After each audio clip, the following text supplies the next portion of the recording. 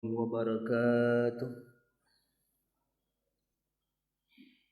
Alhamdulillahilladzi fataris samawati wal ard ja'ilal malaikati masna wa thulatha wa ruba' yazidillahi ghafurur rahim. Asyhadu an la ilaha illallah wahdahu la syarika lah wa asyhadu anna sayyidina Muhammadan abduhu wa rasuluhu la nabiyya ba'da. Allahumma salli wa sallim ala hadzal nabiyil karim Sayyidina wa maulana Muhammad wa ala alihi wa sahbihi ajma'in, amma ba'd. Yang kami muliakan Bapak dan Ibu pengurus Masjid Al-Falah, kemudian yang kami muliakan nenek mama, alim ulama, para orang-orang tua kami, Bapak dan Ibu kaum muslimin wal muslimat yang insyaallah pada pagi hari ini kita dimuliakan oleh Allah Subhanahu wa taala. Ucapan syukur kita sampaikan kepada Allah karena sampai subuh hari ini kita masih bisa hadir di rumah Allah menunaikan salat subuh berjamaah seperti yang diterangkan oleh Nabi, riwayat Imam Abu Daud dan juga riwayat Imam At-Tirmizi, bahwa apa kata Rasulullah, basyiral masain fi zulam ilal masajid, maka sampaikan kabar gembira, kata Nabi, kabar gembira terhadap orang-orang yang berjalan pada saat gelap, kata Rasulullah. Bagaimana kabar gembira yang ingin disampaikan itu ya Rasul? Binuri tami yaumil qiyamah, dengan cahaya yang sempurna pada hari kiamat, kata Rasul. Jadi orang yang hadir, yang berjalan dari rumahnya masih dalam keadaan gelap, belum terbitnya matahari, maka dijanjikan oleh Rasulullah berikan sebuah cahaya yang terang di hari akhir nantinya. Bahkan dalam riwayat yang lain pun Nabi juga berkata bahwa beliau, kata Jarir bin Abdullah, bahwa kami pernah duduk bersama dengan Rasulullah sallallahu alaihi wasallam, kemudian beliau melihat kepada bulan purnama. Ketika beliau melihat kepada bulan purnama, maka Rasul berkata, ketahuilah bahwa sesungguhnya kalian akan melihat kepada Allah sebagaimana kalian melihat kepada bulan ini, kata Rasulullah. Siapa yang mampu melihat itu ya Rasul?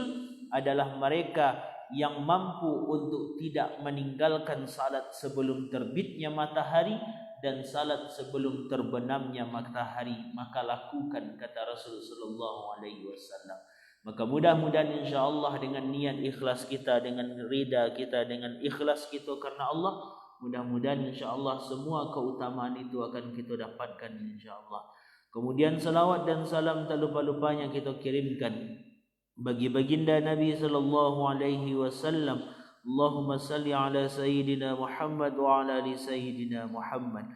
Bapak dan Ibu yang dimuliakan oleh Allah Subhanahu wa taala, pagi ini kita akan melihat terkait dengan, karena kitalah berada di bulan Sya'ban, kenapa bulan ini disebut dengan Sya'ban, apa keutamaan di bulan Sya'ban ini, dan apa hubungan antara Sya'ban dengan Ramadan yang kurang tak sampai 1 bulan lagi akan kita hadapi. Pertama kita akan melihat kenapa bulan ini disebut dengan Sya'ban. Maka banyak para ulama memberikan pendapat-pendapat mereka tentang bulan ini, kenapa disebut dengan Sya'ban namanya. Salah satunya dari pendapat Sayyid Muhammad bin Abbas Al-Maliki di dalam kitabnya Madza fi Sya'ban, beliau menggambarkan sumiyal Sya'ban, dinamakan bulan ini dengan bulan Sya'ban karena banyaknya cabang-cabang kebaikan berada di dalam bulan ini, kata beliau.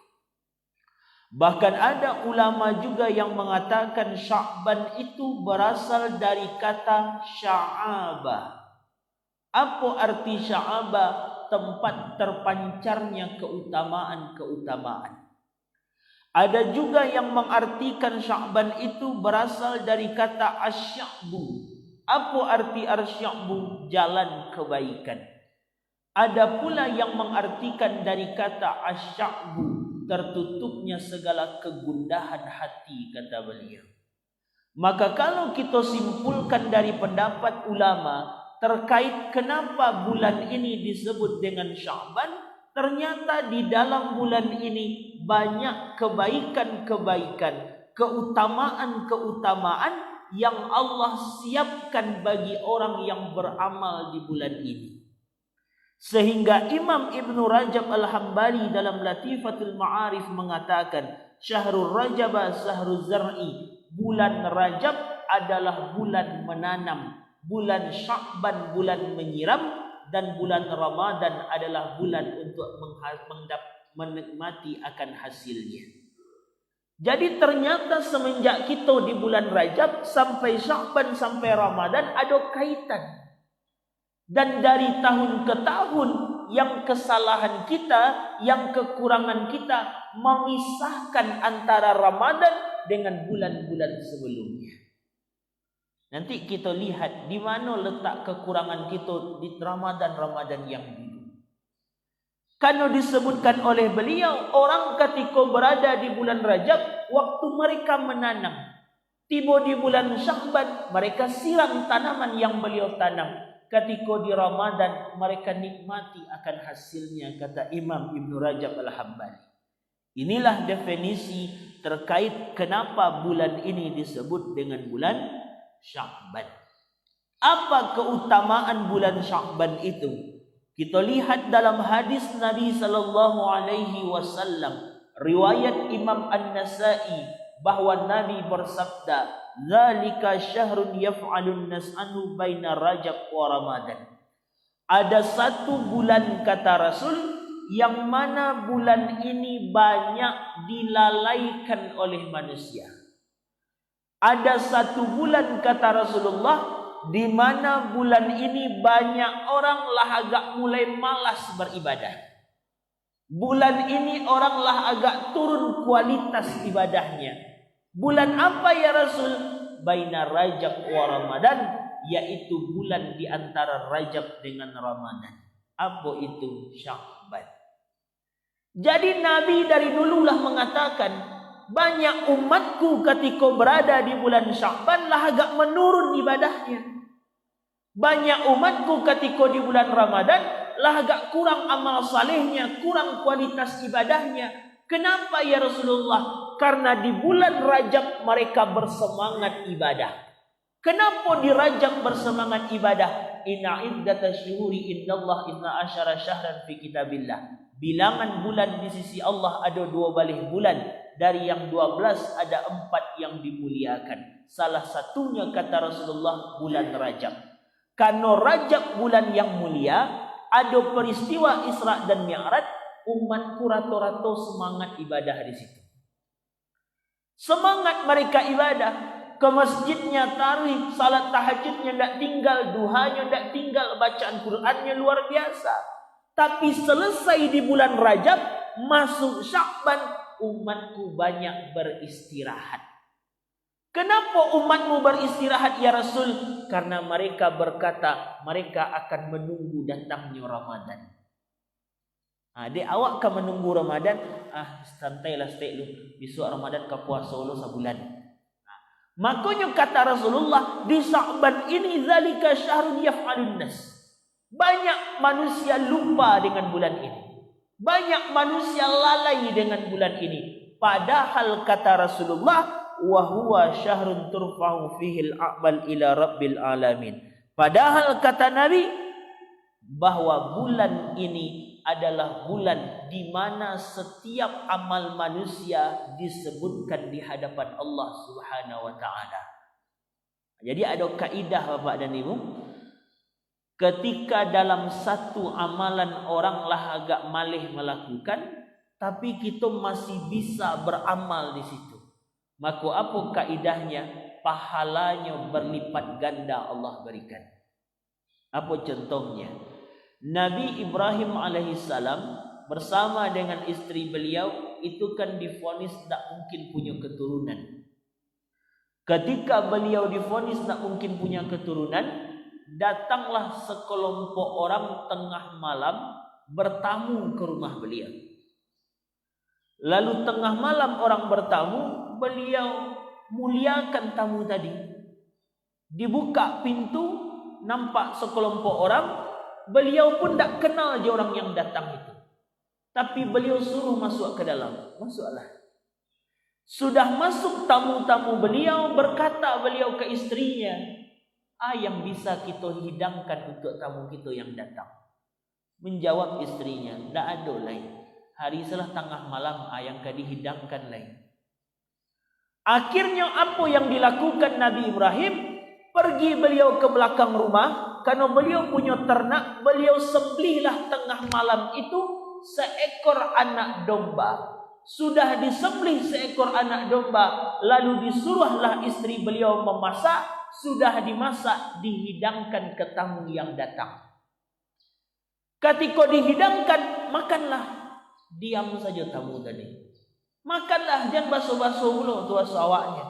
Tanam saja tamu tadi. Taca lihat kakinya. Kiranya kakinya melayang, tak tacah ke lantai. Kira-kira kalau dia yang datang ke rumah bapak dan ibu tengah malam pada itu bagi kira. Kakinya melayang oleh, tak laki ke bumi, tak bijak, tak bagi kira.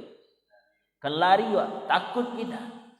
Nabi Ibrahim pun juga seperti itu. Takut, muncul khawatir beliau. Tapi apa kata sekelompok orang tadi? Jangan takut, kami malaikat yang diutus oleh Allah. Ada apa engkau diutus? Memberikan kabar gembira bahwa engkau akan diberikan keturunan oleh Allah. Kok bisa? Itu kuncinya. Banyak orang lah malam hari itu tidak bisa memuliakan tamu. Kita jujur saja. Kalaulah malam tamu datang siang isya jam 9, itulah agak malih wak buka pintu. Iya tak Pak ni? Lah agak malih wak.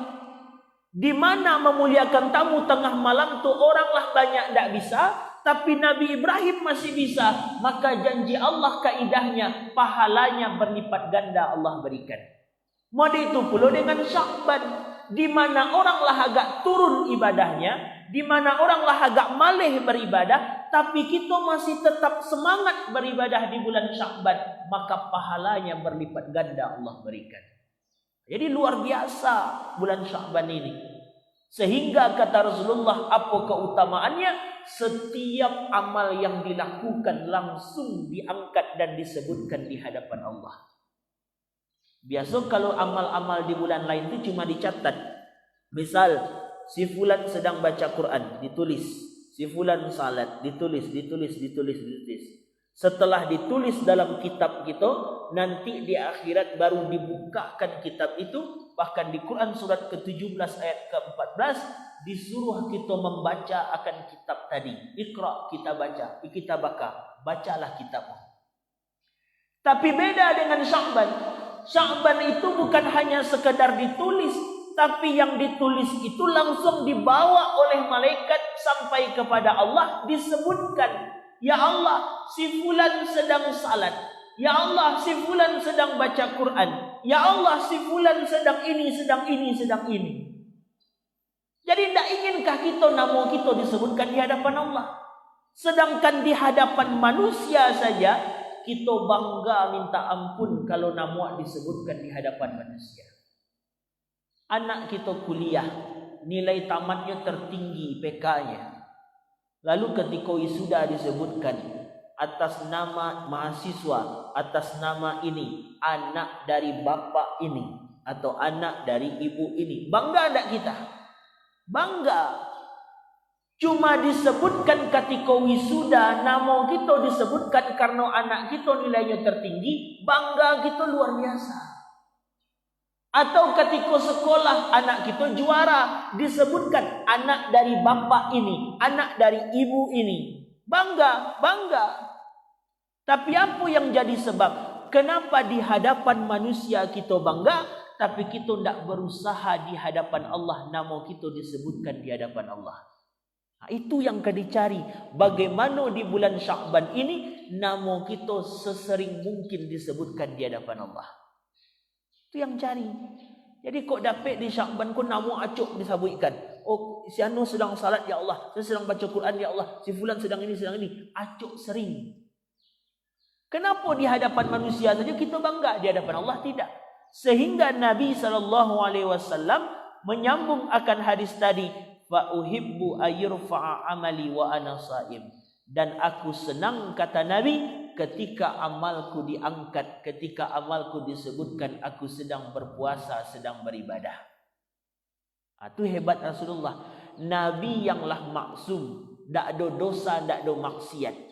Nabi yanglah seseorang yanglah dijamin langsung masuk surga. Kekasih Allah. Bagaimana satu-satunya nama yang disandingkan dengan nama Allah. Bagaimana kini kok yang manusia pilihan yang paling utama di atas dunia masih berkeinginan namanya disebutkan di hadapan Allah. Bandingkan dengan kita, apakah bebas kita dari dosa maksiat? Tidak. Apakah dalam artian kita lah ada pasti langsung masuk surga? Belum ada jaminan. Apakah kita kekasih Allah seperti Rasul? Tidak. Apakah kita lah dibebas daripada segala macam azab Allah? Tidak. Kenapa kita tidak ingin ambil bahagian itu? Jadi ambil bahagian itu. Bahagian itu yang kita ambil. Kenapa untuk dunia kita mau mengambil bahagian, untuk akhirat kita tidak? Cubalah tadanga pitih masuk di situ Bapak dan Ibu. Ada uang 10 juta untuk 10 orang pertama yang datang. Bakaja tak kita langsung? Pasti bakaja awak langsung. Ada lowongan pekerjaan, banyak orang bakaja untuk lowongan pekerjaan. Kenapa ada lowongan atau ada kiniko dalam artian namanya disebutkan di hadapan Allah, atau ada kiniko dalam artian peluang masuk surga, kita tidak bekejar untuk itu? Bukankah tahajud di setiap malam itu mengantarkan seseorang ke dalam surga? Buka Quran surat 51 ayat 15 sampai 23. Bukankah waktu sahar kalau ada orang berdoa, doanya aku ijabah, kata Allah? Bukankah kalau ada di waktu sahar tadi mereka minta ampun, aku ampuni dosanya?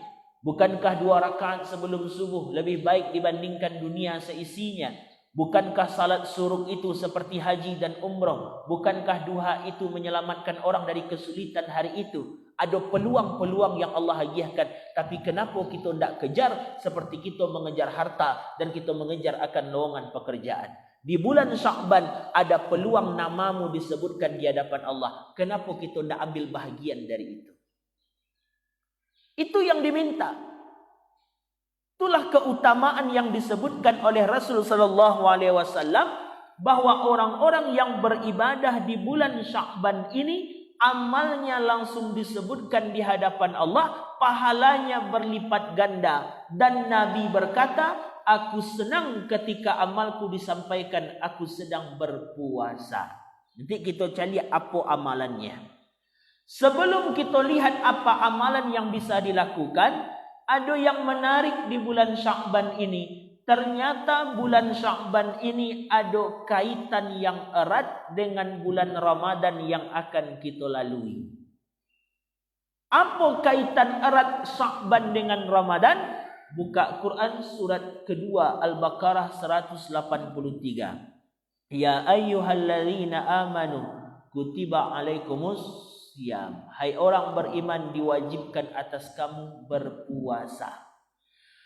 Kata Syekh Mustafa At-Talabusi di dalam kitab As-Siyam, beliau mengatakan perintah atau surat Al-Baqarah 183 itu turun pada hari Senin tanggal 2 Sya'ban pada tahun kedua Hijriyah. Apa yang menarik? Beda ternyata puasa dengan ibadah lain. Kalau ibadah lain turun perintah langsung di kerajaan, turun perintah langsung di kerajaan. Isra Mi'raj dapat perintah salat, selesai Nabi Isra Mi'raj langsung dikerjakan.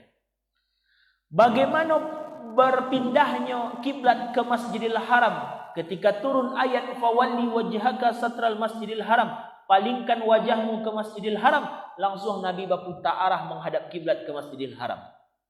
Turun ayat tentang haji dan umrah, wa atimul hajja wal umrata lillah, tunaikan haji dan umrah karena Allah, langsung kini orang menunaikan haji dan umrah. Tapi berbeda dengan ibadah Ramadan, perintahnya turun tanggal 2 Sya'ban, di awal bulan Sya'ban, tapi pelaksanaannya di tanggal 1 Ramadan. Ada apa itu? Bakok mada itu. Biasanya setiap ada perintah langsung kerajaan. Setiap perintah ada langsung kerajaan. Kenapa tiba di Ramadan ada jarak 1 bulan sejak perintah diturunkan dengan pelaksanaan di 1 Ramadan. Apa itu? Inilah yang menjadi kaitan erat. Ketika ayat perintah puasa itu turun, maka banyak sahabat bertanya, "Ya Rasul, puasa kau wajib atau sunnah?" "Ya Rasul, kalau kami sedang sakit, puasa kami ya Rasul." "Ya Rasul, kalau kami sedang dalam perjalanan, bagaimana puasa kami ya Rasulullah?" Maka turunlah Al-Baqarah 184 sampai 187 menjawab pertanyaan-pertanyaan orang di kala itu. Apa hikmahnya? Ternyata kenapa perintahnya turun di bulan Sya'ban, pelaksanaannya di bulan Ramadan? 1 bulan ini kita disuruh untuk memahami segala aturan dan ketentuan tentang Ramadan. Itu yang harus dicari. Bagaimana wak pelajari ketentuan-ketentuan Ramadan itu semenjak di Sya'ban. Kalau jujur saja Bapak dan Ibu, jujur saja, hasil daripada kini ko dalam artian bulan Ramadan, apa hasilnya? La'allakum tattaqun. Cuba kita cek, Allahkah kita dapatkan takwa hasil dari Ramadan? Allah tahu Bapak dan Ibu. Apa itu takwa? Ada peningkatan amal setelah dari itu. Kini kita buktikan lah dapat atau alun takwa dari Ramadan tahun lalu bagi kita. Takwa itu meningkat amal seseorang. Coba kita cek Ramadan dulu kita bisa khatam dalam khatam Quran dalam 1 bulan sekali 2 kali. Lepas daripada Ramadan barangkali khatam Quran dalam sebulan lain. Kadang tak sampai sekali lain. Dulu waktu di Ramadan salat duha wak tak tinggal-tinggal. Salat kini kau tahajud wak tak tinggal-tinggal. Lapeh Ramadan lah banyak yang bolong-bolong. Apa kau dapat kita takwa? Itu yang dicek. Jadi jangan sampai tiap tahun bertamu Ramadan, tiap tahun tamu Ramadan, tiap tahun Ramadan, tapi tidak ada yang dapat kita dapatkan dari Ramadan itu. Apa sebabnya?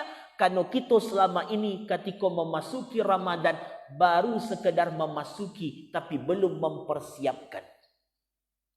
Sehingga lihat dari tahun ke tahun pertanyaan yang muncul kan itu ke itu saja. Ramadan tahun lalu yang ditanyakan, kalau kami lah witir siap tarawih masih bolehkah kami salat tahajud di tengah malam?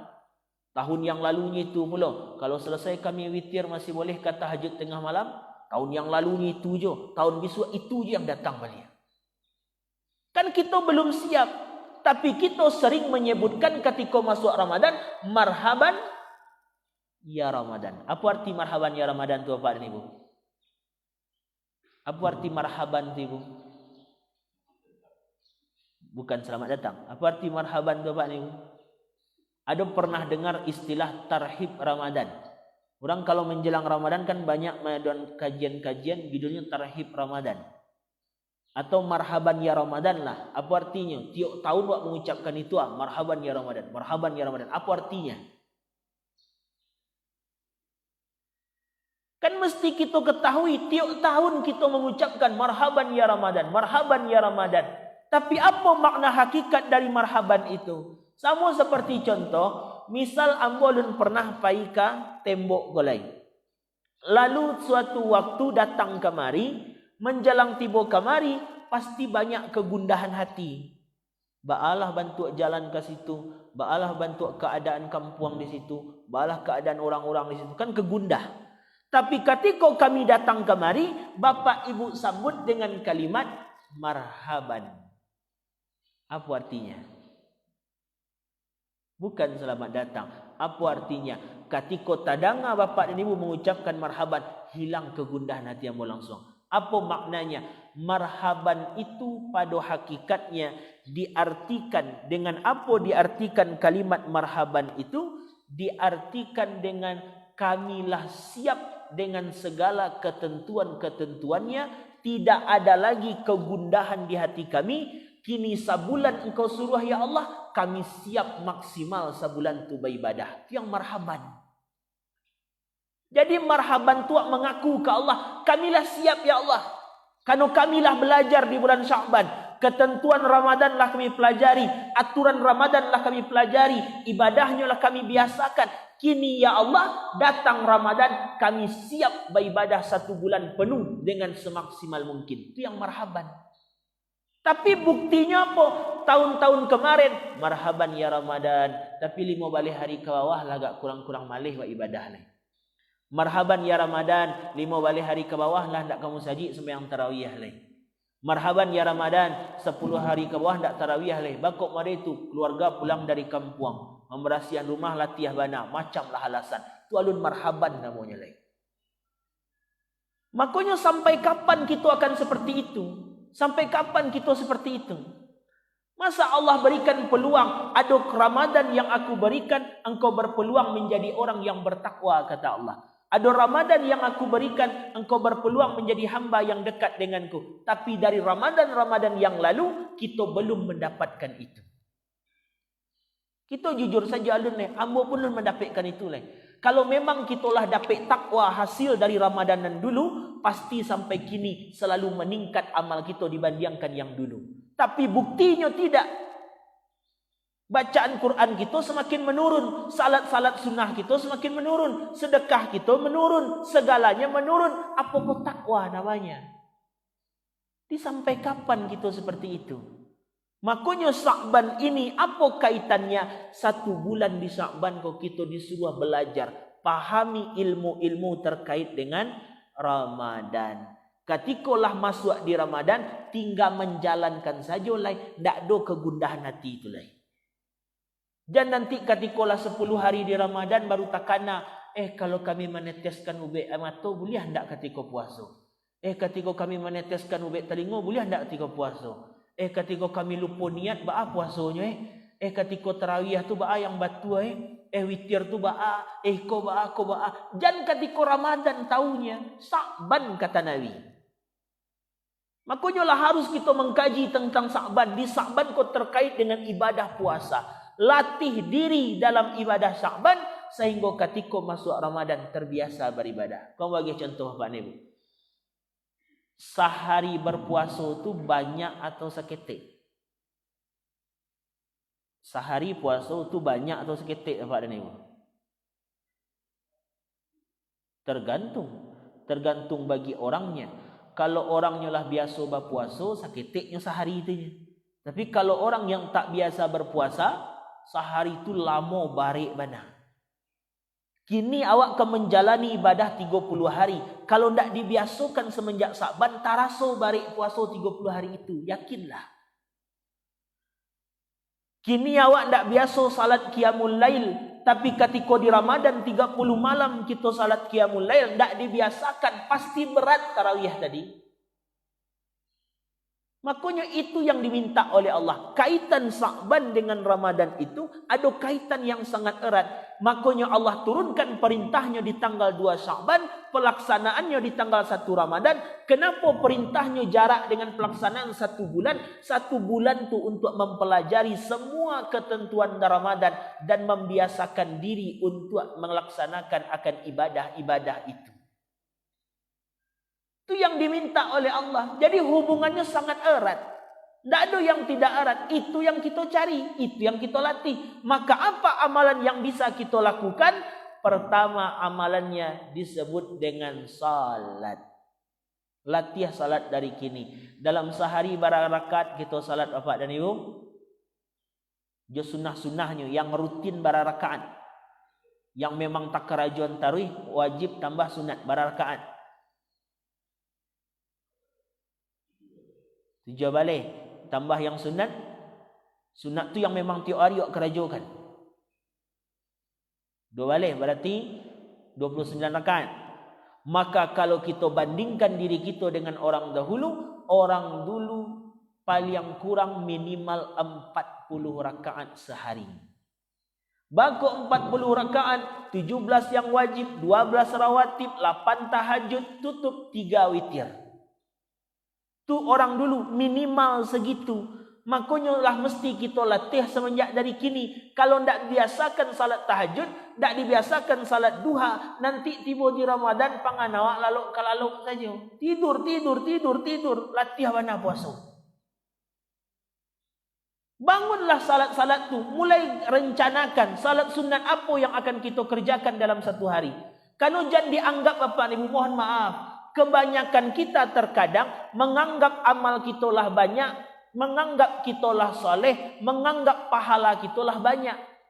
Jangan pernah menganggap pahala kita banyak, tapi banyak mengingat dosa. Alahkah siapkah amal yang kita lakukan lebih berat dibandingkan dosa yang kita lakukan? Itu yang dibandingkan. Kalau pernah Nabi Isa alaihissalam sedang lewat di sebuah kuburan, tolong bangkitlah kecik Nabi Isa. Dengan izin Allah bangkitlah orang dalam kubur tadi. Man anta? Siapa engkau? Akulah dahulu bekerja sebagai kuli angkut, katanya. Tukang angkit. Suatu waktu aku diperintahkan untuk mengangkat kayu bakar. Lalu aku angkatlah kayu bakar itu. Ketika sedang mengangkat kayu bakar itu, tidak minta izin kepada orang yang punya, aku patahkanlah kayu bakar itu sedikit untuk membersihkan daging yang menempel di gigiku. Bara gadang kayu dan dipatah ke kira Pak Ibu. Paling kan segadang anak api-api. Kan keteknya tu. Tapi apa kata orang tadi?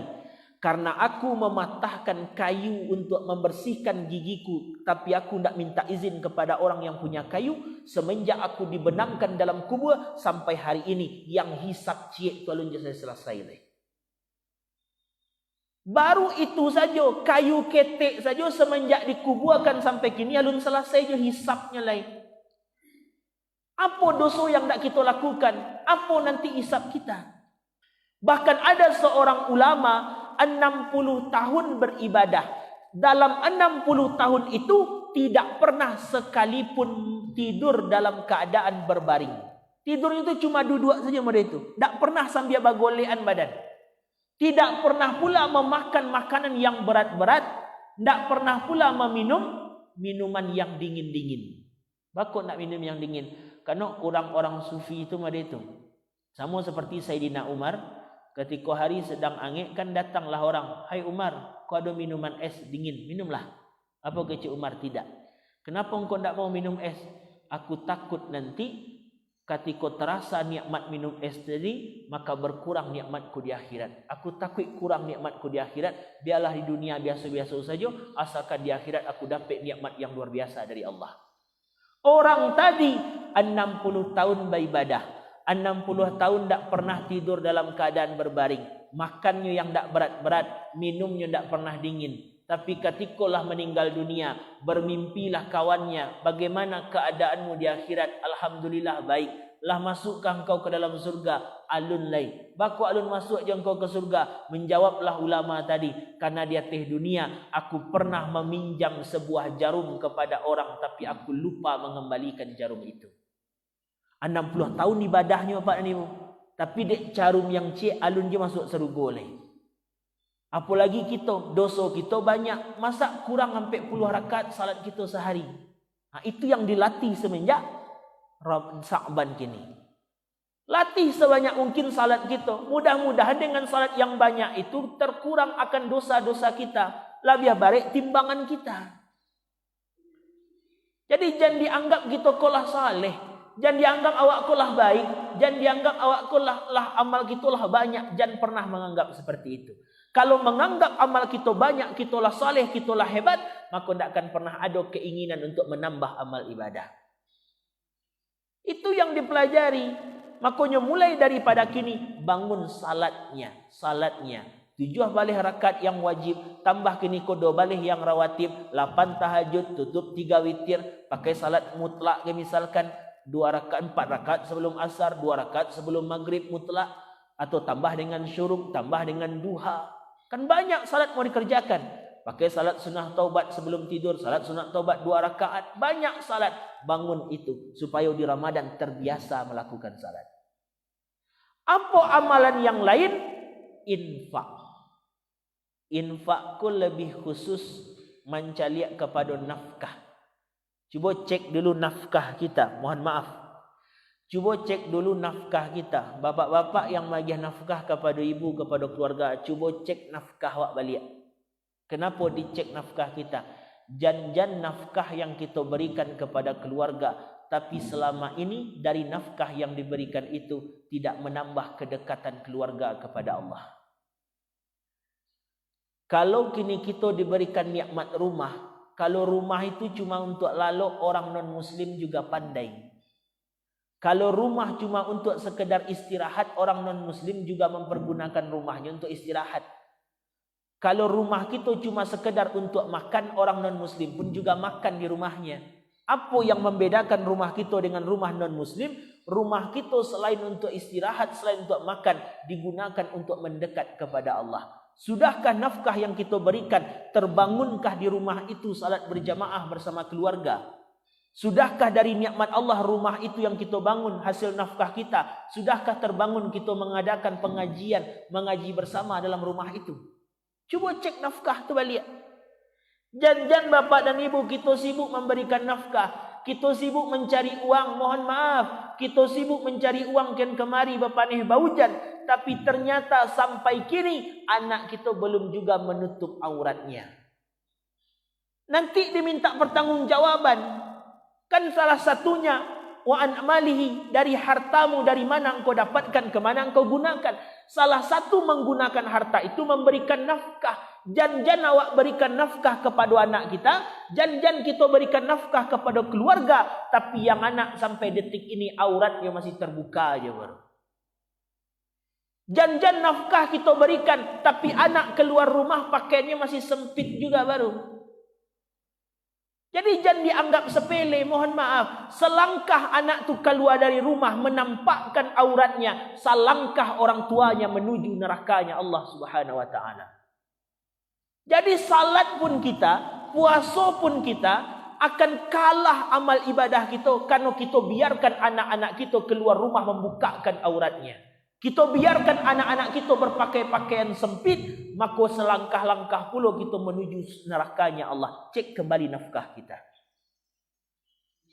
Jadi hati-hati cek nafkah terhadap keluarga. Sudah keluarga baru ke orang lain yang diberikan. Sudah nafkah apa amalan lain, maka Qur'annya targetkan bisa kita baca Qur'an, khatam Qur'an, memahami Qur'an dan menghafalkan Qur'an. Sampai kapan kita membaca Quran tapi tidak paham-paham dengan maknanya?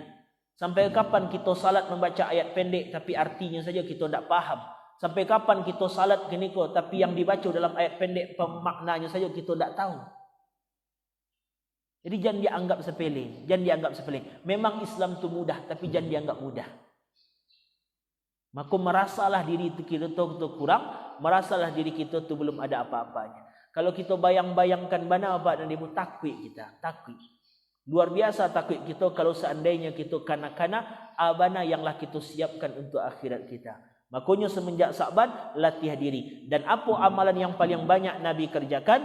Dalam hadis tadi, fa uhibbu ayurfa amali wa ana shaim. Aku senang amalku diangkat dan aku sedang berpuasa. Maka apa yang bisa dilakukan amalan paling hebat yang bisa dilakukan semenjak di bulan Sa'ban? Perbanyak menunaikan ibadah puasa. Kenapa puasa? Supaya terbiasa ketika di bulan Ramadan nantinya. Karena berdasarkan hadis Nabi SAW, aku tidak melihat Nabi berpuasa paling banyak selain di bulan Sya'ban. Jadi Nabi di bulan Sya'ban itu melakukan puasa sebanyak-banyaknya selain dari Ramadan. Makanya kita latih puasa, kerjakan puasa. Kalaulah terbiasa, baru mudah kita menjalani Ramadan itu. Sedangkan orang untuk olahraga saja, besok Euro bulan Juni sampai Juli, latihannya lah semenjak Januari, lah semenjak tahun yang lalu latihannya. Ada anak yang ingin lomba gini kok, latihan belajarnya lah sejak 3 bulan yang lalu. Anak ikut olimpiade, latihannya lah sejak 6 bulan yang lalu. Masa kita mau ibadah Ramadan tak pakai latihan? Yang kan kita bawa menghadap kepada Allah. Makanya jangan sampai cukuplah Ramadan yang dulu yang tak merubah diri kita. Tapi ketika masih diberikan kesempatan Ramadan tahun ini, maka manfaatkan dengan sebaik-baik mungkin. Mulailah latih, karena kita masih berada di awal-awal Sya'ban. Mulailah sampai Ramadan, pelajari semua terkait dengan ketentuan-ketentuan Ramadan, aturan-aturan Ramadan, dan juga latih diri kita untuk beribadah kepada Allah Subhanahu wa taala, agar nanti ketika di Ramadan seperti kata Imam Ibn Rajab, ketika di Ramadan kita hanya menikmati hasilnya saja lah. Sehingga ketika kita nikmati hasil dari Ramadan, mudah-mudahan kita dapatkan takwanya nanti. Karena tahun-tahun yang lalu kita sadar, ambo pun juga begitu. Kalaulah tiba kia-kia Ramadan tu yang banyak tapi kia apa? Nah, pas apa bukuan hari puasa 2 hari lenya. Pas apa bukuan yang semangat kalaulah puasa kabih, bukan ibadah yang semangat. Maka kenapa? Karena kita tak punya persiapan. Maka inilah antara kenapa bulan ini disebut dengan bulan Sya'ban, kenapa, apa keutamaannya dan apa hubungan antara Sya'ban dengan Ramadan itu sendiri. Maka inilah hubungannya sangat erat ternyata. Ketika kita lah mempelajarilah siap, baru kita siap mengucapkan marhaban ya Ramadan. Kami siap ya Allah, datangkanlah ya Allah. Kamilah siap beribadah sebulan penuh itu ya Allah, tanpa ada gelisah, tanpa ada kegundahan di hati kami ya Allah. Karena kamilah mempelajarinya selama di bulan Sya'ban. Maka inilah yang diingatkan oleh Allah. Jaga-jaga akan hati kita mulai hari ini. Seperti yang kami sampaikan dahulu, sedikit-sedikit makan mulai kini, sedikit tidur, sedikit bicara. Supaya ketika di Ramadan tak ngecek saja kerajua, rusak pahala kita. Tak makan saja panganawa, tak tidur saja panganawa. Makanya Nabi berkata, banyak orang berpuasa tapi sebatas menahan haus dan lapar saja. Jangan kita dapatkan itu. Kalau seandainya Ramadan dulu belum dapat takwa, Ramadan besok belum dapat takwa, butuh berapa Ramadan lagi Allah berikan supaya kita bisa mendapatkan takwa itu. Inilah yang diingatkan oleh Allah, dan mudah-mudahan kita berdoa kepada Allah sesuai dengan doa yang diajarkan oleh Rasulullah SAW. Walaupun hadisnya daif, tapi ada hadis pendukung, maka naiklah statusnya menjadi hasan li ghairihi dan bisa diamalkan. Allahumma barik lana fi Rajab wa Sya'ban. Ya Allah, berkahi kami di bulan Rajab dan Sya'ban. Wa balighna Ramadan, dan sampaikan kami ke bulan Ramadan. Dan kita mohon kepada Allah, mudah-mudahan Allah bimbing kita untuk mempelajari semua ketentuan Ramadan itu di bulan Sya'ban. Allah bimbing kita untuk beramal ibadah di bulan Sya'ban, dan Allah bimbing pula kita untuk menyempurnakan ibadah kita di bulan Ramadan, dan Allah berikan hasil takwa itu kepada kita insya-Allah. Karena orang yang takwa, inna akramakum indallahi atqakum, mereka yang bertakwa, merekalah yang paling dekat di sisiku kata Allah, merekalah yang paling mulia di sisiku kata Allah Subhanahu wa taala. Maka inilah Bapak dan Ibu yang bisa kami sampaikan pada pagi hari ini terkait dengan bulan Sya'ban, keutamaan Sya'ban dan hubungan Sya'ban dengan Ramadan. Mohon maaf atas segala kekurangan, dan mungkin menjelang Ramadan kini kita bertemu, dan mungkin nanti insya-Allah Ramadan pula kita bertemu. Tapi karena menjelang Ramadan kini kita terakhir bertemu, kami juga menyampaikan selama kami kemari Bapak dan Ibu, kalau ada ucapan yang tidak pada tempatnya, perbuatan yang tidak pada tempatnya, ada sesuatu yang tidak baik nampaknya, yang tidak enak dipandang mata lah, apapun lah kira-kira, ada yang tak tersapu, ada yang tak ini, maka kami mohon keredaan dan mohon maaf yang sebesar-besarnya. Boleh dimaafkan Bapak dan Ibu? Sama-sama kita memaafkan insya-Allah. Semoga tak ada lagi yang membatasi, tak ada lagi yang memberatkan kita sebelum masuk Ramadan dan nanti ketika kita dihisab di hadapan Allah Subhanahu wa taala. Mungkin sekian saja. Mohon maaf atas segala kekurangan. Al-Fakir ad-Daif ilallah. Wassalamualaikum warahmatullahi wabarakatuh.